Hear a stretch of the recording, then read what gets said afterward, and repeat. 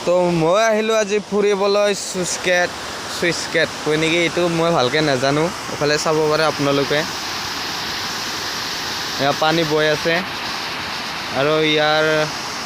দৃশ্যটো চাই লওক আপোনালোকে কেনেকুৱা লাগিছে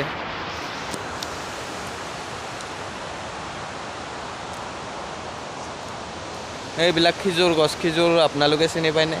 খেজুৰ তো ইয়াৰ ভালকৈ দেখুৱাই দি আছোঁ আপোনালোকক